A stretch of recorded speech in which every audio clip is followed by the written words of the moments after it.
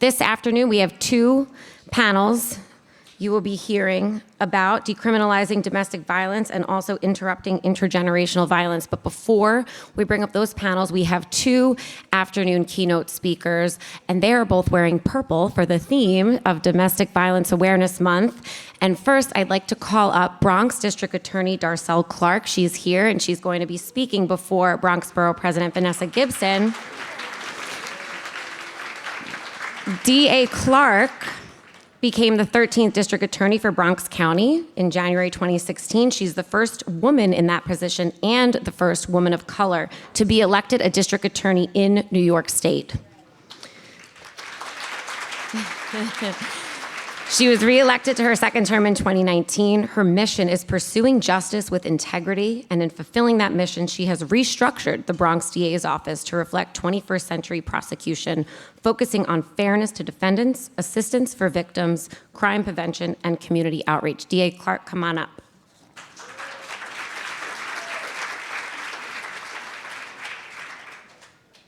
Good afternoon. This is a lot of pressure speaking to people after lunch, because I know that you all, some of us get a little tired after eating, but I'm going to be brief, because this is all about these sessions that we're having today. This is all about the work that each and every one of you are doing in this space to make sure that we do all that we can to prevent domestic violence and homelessness, which leads to so many other problems in our communities. And we are all here to make sure that we're the answer to those. So thank you very much to URI. Nathaniel, thank you and your team, incredible team at URI. We've been doing some great work together. I look forward to us continuing to do that work. And just thank you. It's just a pleasure to be here with so many partners and colleagues, with all of us who have that common purpose, which is violence prevention. And violence, particularly domestic violence, as we talk about, we're in October and we talk about Domestic Violence Awareness Month. This violence is a combination of so many social factors: poverty, homelessness, unemployment, mental health issues. So many of those things lead to the violence that I see in the Bronx and in our communities in general. So everyone here is part of the solution to solve these problems, and we know that we cannot do this work without each other. I was at another conference yesterday, and somebody said something, that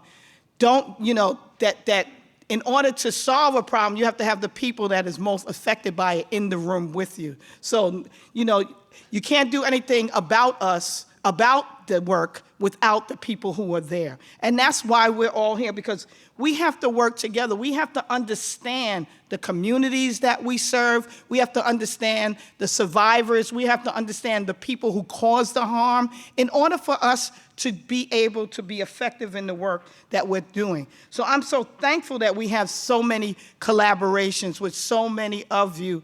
Safe Horizons, the Family Justice Center, of course, URI, so many of you that I know, Warm. I can't even name everybody here, because I know so many of you are doing the work, and we touch each other in so many different ways. But URI in particular, I want to talk about, because you've become one of our foremost partners in this work, that domestic violence front. You'll be with us on Saturday, my office. The Bronx Borough President Vanessa Gibson, the New York Yankees, now have co-sponsored a 5K walk, roll, run about domestic violence prevention, and we've done it for 6 years now. So this Saturday, again, we will be doing our 5K run, walk, roll to end domestic violence, and I'm very excited about that work. But URI, the shelters and the work that you do to help families so that they can live in dignity, that is so important to making sure that this work is done, that people feel heard and that they're dignified. And you have brought that space, and you're able to do that. And I walked in, I came late because I had another event, but I walked in on the panel that talked about the housing and being able to have housing with their pets. And the work that I do, we see that as well. My team is here, my Domestic Violence Bureau, my Special Victims Division Chief, my Crime Victims Assistance Bureau, all of them are here because they understand this work. Like, I can't get it done without them. So you guys stand up. I gotta recognize my team. Gotta recognize my team.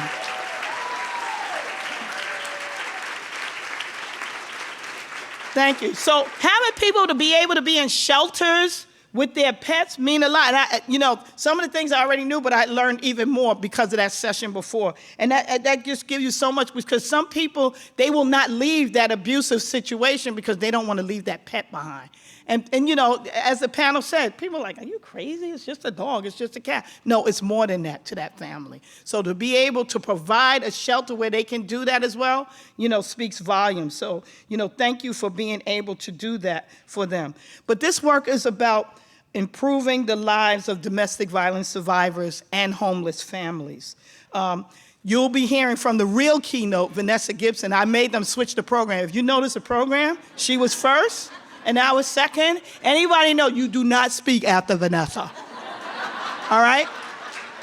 So I feel sorry for that panel. I don't know if you're even gonna be able to hear them, right? Because Vanessa is all of that and more. And she's a great partner with me in all things Bronx and all things public safety and all things that we have to do in order to help with domestic violence. So I thank her. And I thank her also because the Borough President's Office has worked with us to securing grants for us to do this work, not only just for the prosecution, but to aid families and survivors. So we got over $1 million again for over 3 years that we're spending that money to make sure that we, again, bring the resources that are needed to the Bronx, because you know what? We've been under-resourced for so long. And people say, well, why does the Bronx have the worst numbers? It's because with the lack of resources that we have seen time and time again, generation after generation, the same neighborhoods, the same families, intergenerational, all of that plays a role. So for us to be able to secure funding to get this work done is going to speak volumes in turning around these numbers that we see. So Vanessa, publicly, thank you for the work that you do each and every day as my partner. And again, I'm proud of my Domestic Violence Bureau and the initiatives that we've done to bring justice, for families, to empower survivors, and just to spread awareness about the abuse and how it can be prevented. Because this is about prevention as well. I was speaking to some people there. I was a judge before I became district attorney. So 16 years I presided over 13 of the 16, presided over criminal trials. And I've dealt with domestic violence, and I was part of the integrated domestic violence part. So I've seen the devastation, of families. And I know so many times I was sentenced people who have caused the harm to, anger management or, some abuser. Those things never worked. We used to hear stories about, it's just a bunch of people sitting around figuring out how they can, abuse people better. And I was like, that was not the goal of the work. And as a judge, I did not want that. I wanted to resolve those issues. I wanted to unify those families to get to the root causes of why that abuse is happening and turn it around and prevent it. So you are amazing in changing that narrative now, because we're looking at it differently. And I know the panel coming up is talking about decriminalizing domestic violence. Is that the term? I don't know, but I think what we want to do is get to the cause of why it's happening to prevent it from happening. So I and my Domestic Violence Bureau and my Crime Victims Assistance Bureau doesn't have to do the amount of work that we have to do. If we could prevent it in the first place, then we'll never have to do the work that we do. So we're going to continue to do that and come up with creative ways. We started a strangulation initiative years ago. It was groundbreaking. They had a full summit on it last spring about how strangulation is a bellwether sign that leads to homicide. So we created a program so that when that happens, to get to those survivors of that, because they survive, because strangulation is one thing, homicide is something else. So if we could get to them before that happens, that is the work that we do. And of course, the 5K, not only is our 5K about to walk, roll, and run, but it's about listening to the stories of those survivors And that is the most powerful part of it all. And we have some great speakers, families and survivors that we've worked with recently, over the years, and for a long period of time. My office never leaves them. And what that does, it gives them hope. It lets them know that they don't have to feel ashamed, but what's most important with that is that they know that they are not alone, because there are other people there that have gone through the same things, and that they're there for each other, that they're not the only ones going through it. So we want to make sure we do that. And we provide private settings as well, therapy, advocacy, you name it, connecting people with resources, making sure we do all that we can so that those survivors can have the self-esteem and try to end that vicious circle of violence, but most importantly, to turn their pain into purpose. And we've seen that over and over. So, we're part of the abuser prevention program to make sure that people that do cause the harm, we find out, let them understand why and what the impact of the harm is that they're causing, and to teach them how,